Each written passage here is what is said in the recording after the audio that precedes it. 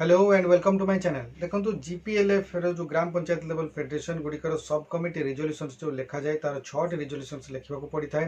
से भितर मु 3टी रिजोल्यूशंस देइछि एवं आज 4 नंबर रिजोल्यूशंस टी किभଳି लिखा जाए से विषय आलोचना करी एवं कही रखुची पुणी आ गोटे जो मैंने भी पूर्व वीडियो गुड़िक देखी ना हुए तो से जरूरी हो पाए जे जो रिजोल्यूशन गुड़ी लिखा जाए यह मुख्यतः एमबीके मैंने लिखि था एवं यहाँ मसरे थरे लिखा जाए एवं ये जो रिजोल्यूशंस गुड़िक लिखा जाए जो 6टी रिजोल्यूशंस रही से गुड़िक प्रत्येक 6टी रिजोल्यूशंस 6टी अलग अलग सेपरेट खाता लिखा पड़ता है। एवं आज वीडियो में मुझे रिजोल्यूशंस टी कहि से रिजोल्यूशंस टी फर्स्ट रिजोल्यूशन आप लिखे प्रथम एवं ता पछकु पछ जो रिजोल्यूशंस गुड़िक लिखे से खातार से आपड़ गठन पार्ट टी छाड़ी देकी अन्य सब पार्ट गुड़िक आप लिखे। बर्तमान चलतु देखा कि भाव में ये रिजोल्यूशंस टी लिखे। यहाँ हूँ 4 नंबर रिजोल्यूशंस एवं ये रिजोल्यूशंस टी आज कौन लिखे कहूँ देखो। चैनल टी को सब्सक्राइब करी बेल बटन को ऑन कर दियंतु एवं ता सहित एई वीडियो को गोटिए लाइक कर दियंतु। आज जो रिजोल्यूशन टी आम लिखा ताहा रही ओडिशा ग्राम पंचायत स्तरीय महासंघ जीपीएलएफ रो विनियोग तदारख सब कमिटी बा यूटिलाइजेशन वेरिफिकेशंस कमिटी एथिरे प्रथम देवे ग्राम पंचायत स्तरीय संघ जीपीएलएफ बैठकर विवरणी लिखिबे जो महासंघर नाम लिखिबे बा जीपीएलएफ रो नाम लिखिबे ता तलको लिखिबे ग्राम पंचायतर नाम एवं तापरे ब्लॉक रो नाम देवे एवं तारीख देवे एवं जो तारीख रे एई बैठकटी आपण अनुष्ठित करिसंती सेई तारीखर जो समय अनुष्ठित होईची समयटी मध्य देवे स्थान मध्य देवे जो स्थान रे बैठकटी आपण करिसंती बैठकर संख्या देवे सीरियल नंबर वाइज देवे तापरे सभापति जे सभापतित्व करिथिबे एई बैठकर तांकर सभापतिंकर नामटी देवे एवं उपस्थित सभ्यांकर संख्या आपण देवे से दिन बैठक उपस्थित होता समस्त जो सभ्य मान थे स्वाक्षर करेंगे। तापर आज स्वयं सहायक गोष्ठी महासंघर सभानेत्री संपादिका सभापतित्व एक स्वतंत्र साधारण बैठक अनुष्ठित होगला। यही बैठक में जीपीएलएफ समस्त कर्मकर्ता एवं सभ्य माने उपस्थित थिले। महासंघ को आसीथिबा विभिन्न पांठी एवं एसएचजी मानकु दिया जाउथिबा ऋणर सठिक विनियोगर जांच करने सर्वसम्मति क्रमे एक विनियोग तदारख कमिटी बा यूटिलाइजेशन वेरिफिकेशंस कमिटी बा यूवीसी गठन करने को निष्पत्ति नियागला। यह संपर्क में निम्नलिखित प्रस्ताव गुड़ी को गृहीत करागला।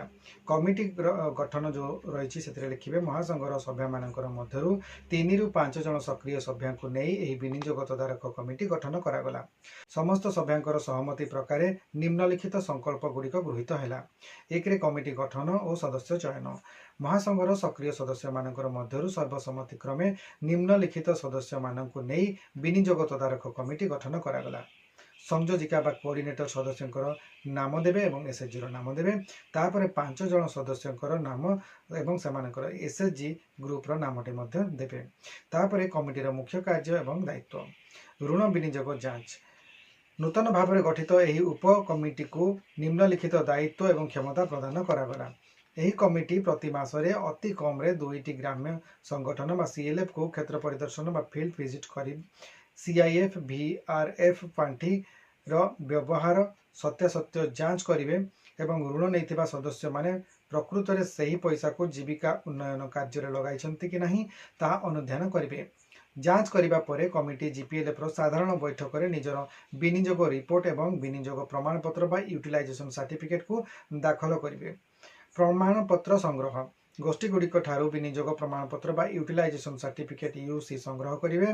रिपोर्ट प्रदान करेंगे। प्रति मास जांच रिपोर्ट जीपीएलएफ कार्यकारी कमिटी इसी बैठक में उपस्थापन करेंगे। सचेतनता गोष्ठीर सदस्य मानक ऋणर सदुपयोग एवं समयानुवर्ती सुझिबा नहीं सचेतन करेंगे। जमीती गोटे एग्जाम्पल देखो पांठी जांच एवं अनुमोदन आज बैठक में ग्राम्य संगठन नाम देवे द्वारा दाखल करा सामूहिक निर्देश पांठी सीआईएफ टंका जी ताहा लिखिबे विनियोग प्रमाणपत्र बा यूटिलाइजेशन सर्टिफिकेट को कमिटी द्वारा जांच करागला।